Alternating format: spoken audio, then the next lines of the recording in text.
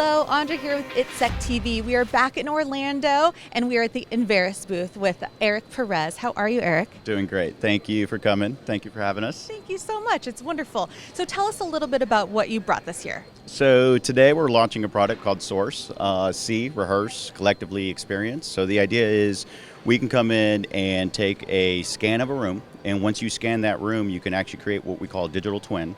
That digital twin allows us to basically put avatars inside of the room, and then we'll be able to go in and train. So for this launch right now, we're just talking about like shoot house applications, close quarter battle, put guys in there and teach people how to actually move and shoot.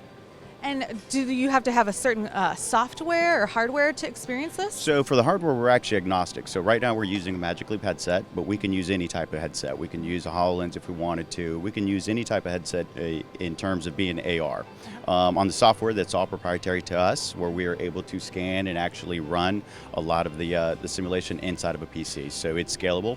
You can put it in a laptop or all the way into a large like server type system. That's very impressive. How great. And can you tell me a little bit about how many people can train in this? So right now we can train up to 4 people. The intent is to make it grow, obviously. We can have multiple people actually go into the simulation and watch them as instructors. So for example, if we wanted to have 2 or 3 instructors inside of each room, we could do that. It's very, very unique, right? Yes. Is there certain size rooms that people have to experience this? Great question. So right now at launch, 10,000 square feet. So pretty big house if you wanted to. Go in, scan it all. As long as we have Wi-Fi, we should be able to connect, no problem. Is there anything that is unique about the after action report? Oh, absolutely. So beforehand, what we couldn't do when you're doing in true shoot houses or anything, we have to use cameras, we have to go into another room and debrief. Here, we can literally stop the training, get back into the room, and literally watch the guys go in there. So you can have those guys see themselves actually shooting, doing everything. We'll be able to see their eyes, where their muzzle is, where their head is pointed. So they'll be able to see a lot of the things that they couldn't do beforehand. What are the trainees seeing? So the trainees inside, they see the real world, so they're going to see what is you and I seeing, but in their goggles we actually have just bad guys and some hostages and stuff like that, so they'll see those guys. And those guys do react. They do have some artificial intelligence to either A, know that you're there to shoot them or not.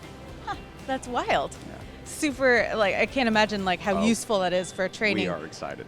So military, law enforcement. Military, law enforcement, security forces, that's really our focus for us. The idea being that once we actually, have those scans, we can go in and rehearse multiple times without having to have that shoot house anymore. So we can take that shoot house and move it to a basketball court if we wanted to.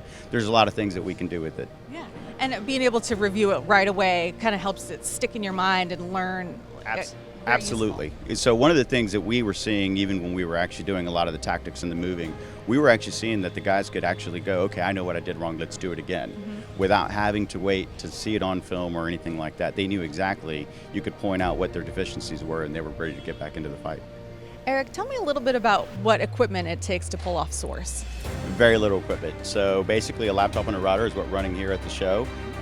Inside of the guy, he's actually got all the man-worn stuff. He's running a BlueFire weapon that we've had for a very, very long time. He's using compressed air magazines, so all the weapon will mimic all the real-life actions of that weapon system. In the top of his head, he's actually running a Magic Leap. It's agnostic to any type of headset. And then on top of that, we actually have 2 cameras that are tracking the weapon. Then we have a small form little PC, battery pack, little Bluetooth little dongle, small form PC, and that's it. Let's see what they got. Okay.